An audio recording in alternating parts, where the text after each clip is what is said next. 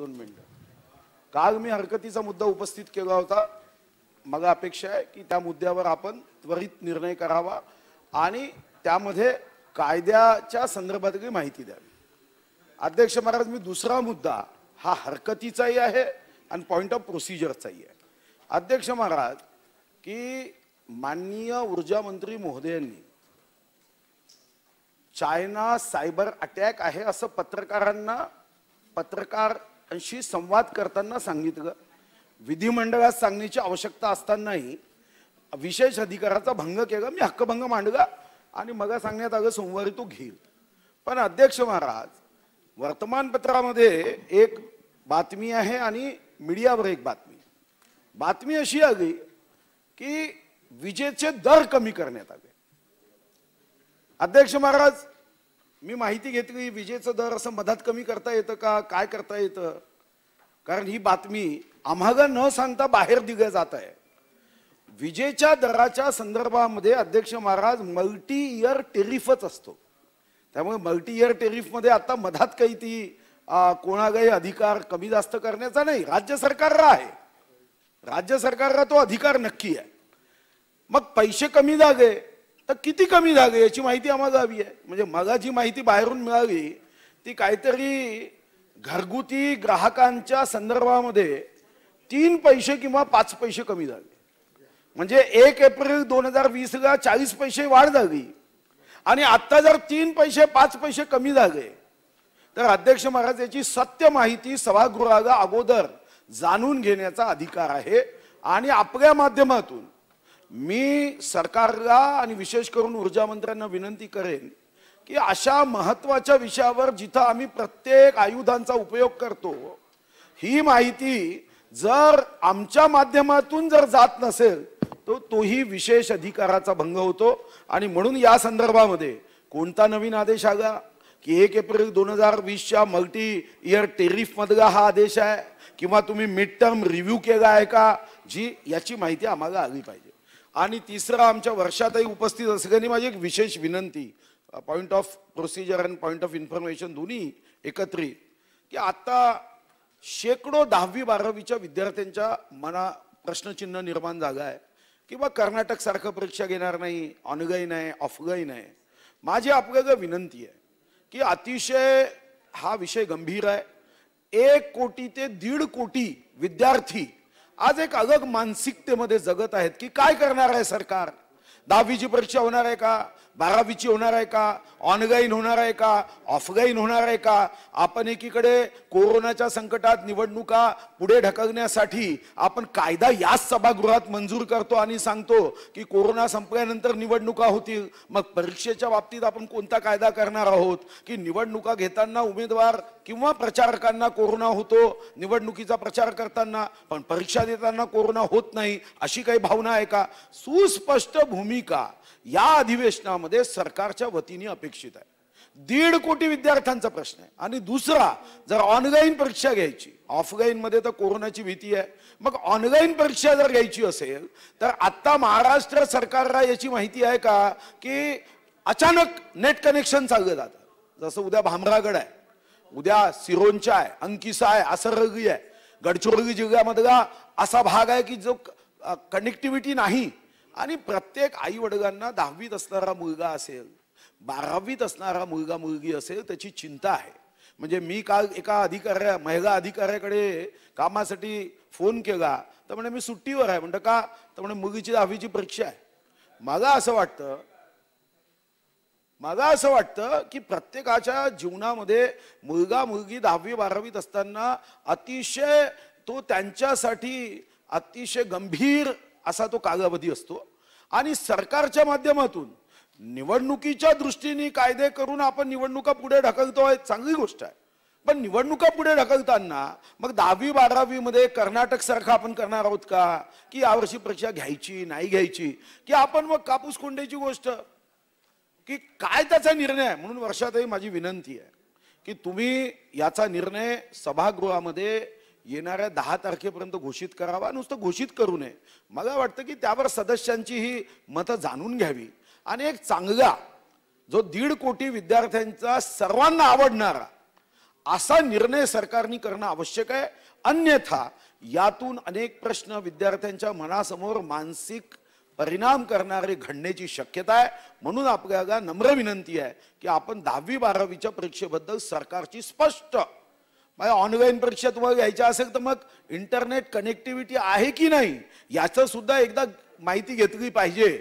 अन्यथा ऑनलाईन परीक्षा घ्यायचं आणि मधातच ते ऑनलाईन परीक्षेमध्ये जर विद्यार्थ्यांना उतरता आलं नाही आणि मग तो एकटा 10 विद्यार्थी 20 विद्यार्थी, नाही मी विरोध नाही करतोय, मी विचारतो की भूमिका सुस्पष्ट, आणि म्हणून भूमिका सुस्पष्ट या संदर्भामध्ये मांडावी. यामध्ये काही सन्माननीय सदस्यांचं मत जाणून घ्यावं. पण वर्षाताई एक महत्वाचा विषय आहे आणि तुम्ही अतिशय चांगल्या मंत्री आहात, तुमच्याकडून अपेक्षा आहे की 1.5 कोटी विद्यार्थ्यांना या संदर्भामध्ये उत्तम अशा पद्धतीचा निर्णय सरकारकडून अपेक्षित आहे. या संदर्भामध्ये सन्माननीय अध्यक्ष महोदय, सन्माननीय आमचे ज्येष्ठ सदस्य आमचे सुधीर भाऊ मुनगंटीवार यांनी हा जो प्रश्न उपस्थित केलेला आहे, मलाही माहिती आहे खूप महत्त्वपूर्ण प्रश्न आहे. आणि 1ली ते 8वी 9वी आणि 11वी यांचा एक वेगळा विषय आहे, परंतु 10वी आणि 12वी हा एक खूप महत्त्वाचा विषय, कारण ह्या बोर्डाच्या परीक्षा असतात. विद्यार्थी आणि पालक दोन्ही याच्या बाबतीमध्ये खूप मोठ्या प्रमाणामध्ये त्यांच्यामध्ये खूप चिंता असते, तणाव असतो. परंतु सन्मान्य आशिष शेलार असेल की याच्या आधीचे सुद्धा मंत्री असतील, आपण जो मुद्दा उपस्थित केला आपला मुद्द्याशी मी सहमत आहे की याच्यावर चर्चा करूनच याच्या संदर्भामधला निर्णय घेतला गेला पाहिजे. आणि दुसरा मुद्दा आपण जो मांडला तोही बरोबर आहे की आता आम्ही सध्या सुद्धा माहिती घेते की गडचिरोली असेल किंवा चंद्रपूर असेल किंवा नंदुरबार असेल किंवा ज्या ठिकाणी डोंगराळ भाग आहे अशा ठिकाणी ऑनलाईन एज्युकेशन सुद्धा आता शक्य नाही. त्या ठिकाणी लोक आता ऑफलाईनच्या माध्यमातून शिक्षण घेत आहेत आणि त्यामुळे आपली परीक्षा ही काही विद्यापीठासारखी नसते, आपली ही बोर्डाची परीक्षा असते, सर्वांसाठी एक असते. कारण पुढे मग आपण त्याची मेरिट लिस्ट तयार करतो आणि त्याच्याप्रमाणेच आपले ॲडमिशन होत असतात. त्यामुळे खूप गोष्टींचा आम्हाला विचार करून आम्ही याच्यामध्ये असं आलेलो आहोत की आपल्याला ऑफलाईनच एक्झामिनेशन याच्यामध्ये परीक्षा घ्याव्या लागतील. दुसरं असं आहे की ऑफलाईनच घ्याव्या लागतील, हे आम्ही याच्यामध्ये आलो आहोत. कारण बोर्डाला आम्ही खूप सातत्याने विचारणा केली, एवढी यंत्रणा उपस्थित करणं निर्माण करणं आता, कारण विद्यार्थी तुम्हालाही माहिती आहे की 10वी मध्ये जवळपास बघितलं तर 16 लाखपेक्षा जास्त विद्यार्थी असतात आणि 12वी मध्ये 15 लाखापेक्षा जास्त विद्यार्थी असतात. आणि छोट्यातल्या छोट्या खेड्यामधला गावामधला मुलगा सुद्धा या परीक्षेसाठी जो असतो तो त्या ठिकाणी परीक्षा देत असतो. राहता राहिला मुद्दा त्याच्यामध्ये कसं केलं पाहिजे, त्या ठिकाणी आम्ही पूर्णपणे ज्या सदस्य आहेत त्यांच्याशी काही सदस्यांशी या संदर्भामध्ये बोलून अभ्यास करून या संदर्भामधला निर्णय घेऊ. आम्ही सुद्धा काही गोष्टींवरती अभ्यास केला आहे की त्याच शाळेमध्ये घ्यायचं का किंवा इतरही जे महत्त्वाचे मुद्दे आहेत त्याच्यावरती आम्ही सातत्याने अभ्यास करतो आहोत. पण मला या ठिकाणी सांगायला पाहिजे की मागचं पूर्ण वर्ष कोरोनाच्या माध्यमातून मुलांचं जे बघितलं तर शैक्षणिक वर्ष खूप अडचणीचं गेलं आणि अशा परिस्थितीमध्ये पुढच्या वर्षाच्या बाबतीमध्ये विचार करत असताना त्यांचं पुढच्या वर्षाचं सुद्धा नुकसान होऊ नये ही शासन म्हणून आमची भूमिका आहे, विभाग म्हणून आमची भूमिका आहे. एक मिनिट मी काही पूर्ण झालेलं नाही आणि त्यामुळे परीक्षा घेत असताना आपण पुष्कळशा गोष्टीचा भविष्यामध्ये सुद्धा विचार करू. आशिष शेलारजी मी आपल्याशी ते चर्चा करणारच या विषयामध्ये, त्यामुळे आपण इथे नाही जरी बोलत तरी आपण नंतर दोघं एकमेकाशी बोलू शकतो. त्यामुळे आपल्या सगळ्यांशी या सूचना घेऊ. परंतु आपल्याकडे कसं असतं, आपली भौगोलिक परिस्थिती, आपल्या असलेली शैक्षणिक परिस्थिती, आपल्याकडे असलेली प्राप्त यंत्रणा, या सगळ्यांचा कसा मूलभूतपणे आपल्याला उपयोग करून आपण चांगल्या तऱ्हेने परीक्षा करू ज्याच्यामध्ये मुलांचं शिक्षणाचे सुद्धा नुकसान होणार नाही. आणि सगळ्यात आमची प्राथमिकता जर कशावरती असेल तर ती मुलांच्या आरोग्याबाबतीमध्ये आहे. त्यामुळे आम्ही सुद्धा शासन म्हणून हीच भूमिका मांडलेली आहे की आमची प्राथमिकता ही मुलांचं आरोग्य आहे, परंतु ह्या परीक्षा सुद्धा कशा व्यवस्थितपणे घेता येतील या दृष्टिकोनातून सुद्धा आम्ही प्रयत्न करणार आहोत. त्यांनी एक बाजू अतिशय सुस्पष्टपणे आज महाराष्ट्राच्या विद्यार्थ्यांपर्यंत त्यांच्या मातापित्यापर्यंत पोहोचवली की आम्ही ऑफलाईन परीक्षा घेणार आहोत. एक अतिशय उत्तम निर्णय, म्हणजे उत्तम निर्णय, ऑफलाईन ऑनलाईन पण निर्णय कोणता तरी जागा पाहिजे.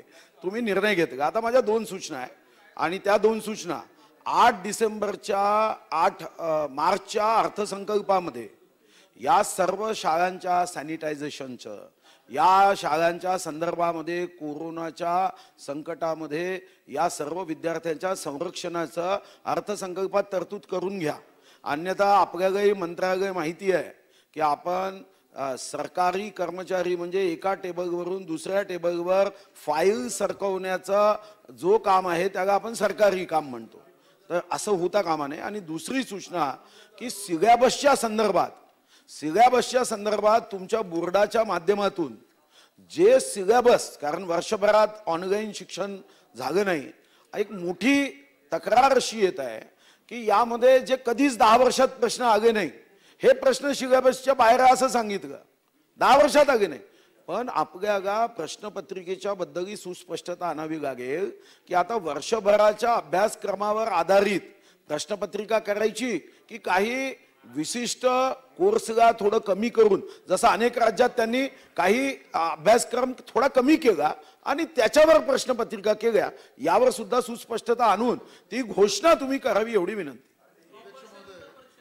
अध्यक्ष महोदय, खऱ्या अर्थाने सुधीर भाऊंनी अतिशय महत्त्वाचा प्रश्न मांडला आणि माननीय मंत्री महोदयांनी सकारात्मक भूमिका घेतली. एक तर परीक्षा घेताय ती ऑफलाईन घेताय याची सुस्पष्ट भूमिका तुम्ही मांडली.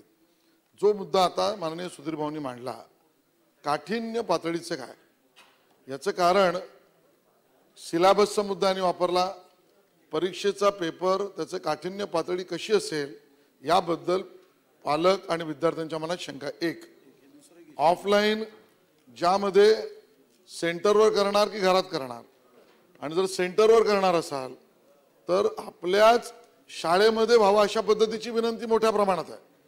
कारण प्रत्येकाच्या घराजवळची शाळा असते आणि त्यामुळे त्या ठिकाणच्या शाळेत गेल्यावर विद्यार्थ्यांना त्याची सोय होऊ शकते. हा दुसरा मुद्दा आहे. तिसरा सॅनिटायझेशनचा मुद्दा मांडला. चौथा महत्त्वाचा मुद्दा असा आहे की आपण SSC बोर्डाच्या संबंधात बोललात, पण मोठ्या प्रमाणात महाराष्ट्रातच राहणारे आपले पालक आणि विद्यार्थी IB, ICSE, CBSE या सगळ्या बोर्डात सुद्धा शिकणारे आहेत आणि ॲडमिशनला ज्या वेळेला आपण 11वीला येतो त्यावेळेला सगळ्या बोर्डातनंच आपण मार्काच्या आधारावर त्यांना निवडत असतो. त्यामुळे आपल्या परीक्षा, त्या बोर्डाच्या परीक्षा, त्या बोर्डसुद्धा आपल्याबरोबर त्याच वेळेला योग्य वेळेला घेणार आहेत का, काठिण्य पातळीमध्ये त्यांच्या आपल्या फरक आहे का, त्यांना देणाऱ्या अंतर्गत गुणाचा विषय हा पाचवा महत्त्वाचा मुद्दा आहे.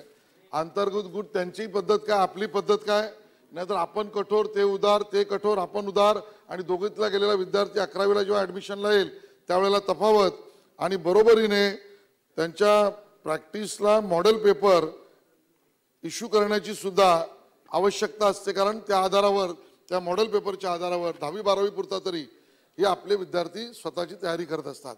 त्यामुळे आपण ह्याचाही विचार करावा. सगळ्या प्रश्नांची उत्तरं आता देणं शक्य असेल आता द्या, नसेल शक्य तर बैठक घ्या, पण या विषयामध्ये योग्य निर्णय देणं, पालकांच्या समस्या मोठ्या आहेत त्यामुळे ते नीट चित्र सगळ्या पालकांसमोर आलं पाहिजे अशी आमची विनंती आहे. डॉक्टर संजय कुटे. सन्माननीय अध्यक्ष महोदय, त्यांनी ज्या सूचना केल्या त्याच्या बाबतीमध्ये मला सांगायला पाहिजे, कारण आशिष भाऊ या विभागाचे मंत्री सुद्धा राहिलेले आहेत. सुधीर भाऊ, सॅनिटायझेशनच्या संदर्भात मला सांगायला पाहिजे, मागील काळामध्ये सुद्धा आपण 10वी 12वीचे जे विद्यार्थ्यांना AT-KT मिळालं होतं किंवा ज्यांची नापास झाले होते अशा अनुत्तीर्ण विद्यार्थ्यांसाठी आपण पुन्हा परीक्षा मागच्या काळात सुद्धा ऑफलाईनच्या माध्यमातून घेतली होती. त्यावेळी आपण पूर्ण व्यवस्थापन केलं होतं. त्याच शाळेमध्ये करावं का हे आमचं ऑलरेडी याच्याबद्दल आमची कारवाई चालू आहे. मला आशिष भाऊंना सांगायला पाहिजे, कारण त्यांना या खात्याची माहिती आहे की आमचा जो सिलेबस असतो तो आमचा जवळपास पेपर पॅटर्न सगळं कसं मार्क द्यायचे हे सगळं आमचं 4-5 महिन्यापूर्वीपासून आमची तयारी सुरू होते. 2 महिने आम्हाला पेपर वाटप करायला लागतात. त्यामुळे त्या तऱ्हेची तयारी ऑलरेडी झालेली आहे काठिण्य पातळी बाकीच्या बाबतीमध्ये. पण मुलांना जास्त मटेरियल मिळावं, म्हणजे जास्त गोष्टी मिळाव्यात म्हणून आम्ही YouTubeच्या माध्यमातून सुरू करत आहोत. SCERTला आम्ही सांगितलंय की तुम्ही प्रश्नसंच म्हणजे क्वेश्चन बँक तुम्ही तयार करून विद्यार्थ्यांसाठी उपलब्ध करा. पेपरच्या शेवटच्या दिवसापर्यंत आपण मुलांपर्यंत त्यांचा जो अभ्यासक्रम आहे तो आपण त्या मुलांपर्यंत पोहोचवण्याचा प्रयत्न करत आहोत. 15 तारखेपासून मार्चचा आपण प्रयत्न करतो की सह्याद्री वाहिनीचे आपल्याला काही घंट्याचे आपल्याला मिळावेत की जेणेकरून हे मुलांना म्हणजे विज्ञान असेल, गणित असेल किंवा भाषा असेल या विभागाचे जे काही गोष्टी आवश्यक आहेत त्या सह्याद्री वाहिनीच्या माध्यमातून मुलांपर्यंत पोहोचाव्यात. YouTubeच्या माध्यमातून मुलांपर्यंत कंटेंट पोहोचावे. परंतु आपल्याला सगळं करत असताना जसं मी सांगितलं की तिथली स्थानिक परिस्थिती, भौगोलिक परिस्थिती आणि बाकीचा विचार करून आपण ज्या ज्या गोष्टी शक्य आहेत त्या गोष्टीचे आपण निर्णय सकारात्मक अध्यक्ष महोदय घेत आहोत. याच्या व्यतिरिक्त काही सूचना असतील तर आपण नक्की त्याचा सुद्धा विचार करू. आपण पुढे काही करता येईल का, ज्यांना कोरोना असेल किंवा कंटेनमेंट झोन असेल त्यांच्यासाठी आपल्याला पुढे काही करावं लागेल का, ती सुद्धा आपल्याकडे आपण एक विचार करत आहोत. फेर परीक्षा तर आपल्याकडे आहेच, त्यांना माहिती आहे, ती सुद्धा आपल्याला घेण्याची आहे. त्यामुळे आपण विविध ठिकाणी करत आहोत. आणि जे बाकीच्या बोर्डाबद्दल आपण म्हणाल की IB असेल किंवा ICSE किंवा CBSE त्यांच्या बाबतीमध्ये त्यांनी परीक्षेची तारखा अगोदरच डिक्लेअर केलेल्या आहे. त्यामुळे त्यांच्या परीक्षा आणि आपल्या परीक्षांचा मेळ घेऊनच करावा लागेल.